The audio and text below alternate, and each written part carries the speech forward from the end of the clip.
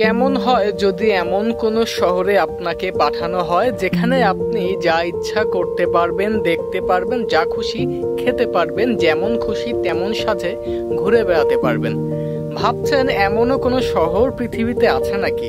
হ্যাঁ, যা খুশি তা করতে পারার এই শহরের নাম লাস ভেগাস, যা বিশ্বের বুকে সিন সিটি বা পাপের শহর নামে পরিচিত। নেভাডা অঙ্গরাজ্যের সবচেয়ে ঘনবসতিপূর্ণ আর যুক্তরাষ্ট্রের 28তম ঘনবসতির শহর এই লাস ভেগাস, যা সংক্ষেপে ভেগাস নামেও সমানভাবে পরিচিত। আন্তর্জাতিকভাবে খ্যাত এই রিসোর্ট নগরী বিখ্যাত মূলত এর জুয়ার আসর, কেনাকাটার সুবিধা, বহুমুখী বিনোদন ও নৈশ প্রমোদের কারণে। এক কথায় বলতে গেলে পুরো লাস ভেগাস উপত্যকাটি নেভাডা অঙ্গরাজ্যের অর্থনৈতিক, বাণিজ্যিক ও সংস্কৃতির কেন্দ্র।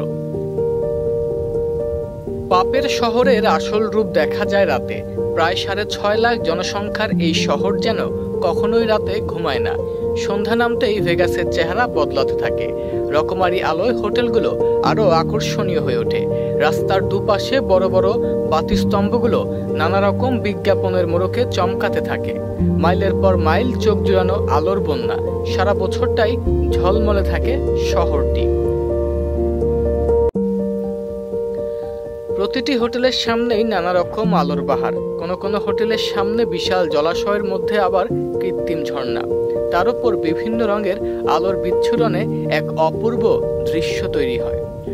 কোনো হোটেলে রয়েছে সুদৃশ্য লেজার রোশনির শো, কোথাও বা বাচ্চাদের জন্য আছে নানা রকমের রাইড।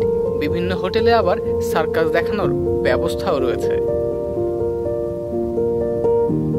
জুয়ার আসরের জন্য বিখ্যাত এই শহরের লোকজন এত বেশি জুয়া আসক্ত যে তারা নাকি যে কোনো বিষয় নিয়ে বাজি ধরে বসে।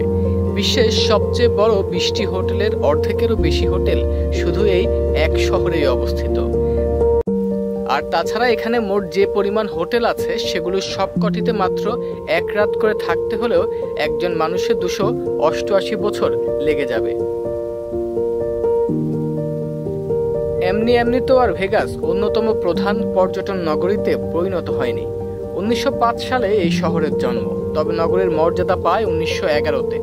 পূর্বে এই শহরটি একটি মরুভূমি ছিল।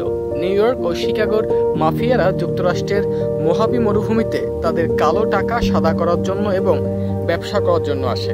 এই শহরে কোনো আইন না থাকায় তারা তাদের অপরাধমূলক কাজগুলো এখানে করতে পারে, যেগুলো সমগ্র আমেরিকায় নিষিদ্ধ। এই শহরটি অপরাধীদের জন্য তৃণভূমি হিসেবে গড়ে উঠেছে। লাস ভেগাস একটি স্প্যানিশ ভাষা যার অর্থ তৃণভূমি।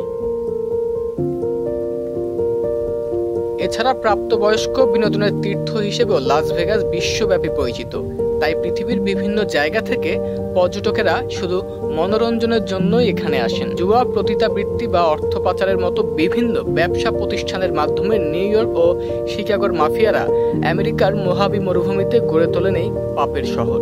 লাস ভেগাস শহর রাতারাতি বদলে যায়। সে সময় শিকাগো মাফিয়ারা অবৈধ পথে কামানো তাদের বিপুল অর্থ লুকানোর জন্য নতুন কোনো পথ খুঁজছিল। তখন তাদের নজরে আসে যুক্তরাষ্ট্রের মোহাবি মরুভূমিতে উদীয়মান এক শহর লাস ভেগাস। বলতে গেলে তখন লাস ভেগাসের কোনো নিয়মকানুন ছিল না, তাই যে যেভাবে খুশি সেভাবেই টাকা রোজগার শুরু করে। তখন থেকেই লাস ভেগাসের স্থানীয় বাসিন্দারা এ ধরনের পরিবর্তন সাদরে গ্রহণ করে,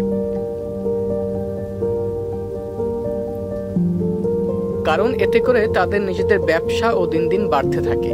এই সুযোগটাকে কাজে লাগিয়ে শিকাগো মাফিয়ারা তাদের কালো টাকা সাদা করার চেষ্টায় লাস ভেগাসের চেহারাই বদলে দেয়। শিকাগো মাফিয়ারা লাস ভেগাসের ব্যবসায় যাওয়ার আগেই তারা সেখানে গড়ে তুলেছিল নিউ ইয়র্কের মাফিয়া গোষ্ঠী।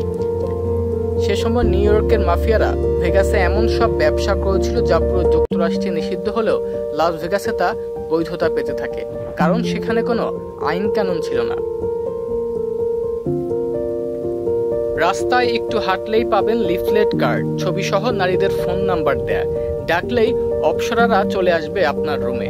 আরেকটি জিনিস জেনে রাখা ভালো, যুক্তরাষ্ট্রের অন্য যে কোনো শহরের হোটেলগুলোর তুলনায় লাস ভেগাসের হোটেলগুলোর ভাড়া অত্যন্ত কম, কারণ ভাড়া তো আর তাদের আয়ের প্রধান উৎস নয়। বিভিন্ন ক্ষেত্রের অবৈধ টাকায় মরুভূমির মাঝখানে গড়ে তোলা এই পাপের শহর বর্তমানে বিশ্বের বিভিন্ন প্রান্ত থেকে আসা ধনকুবেরদের আখড়ায় পরিণত হয়েছে।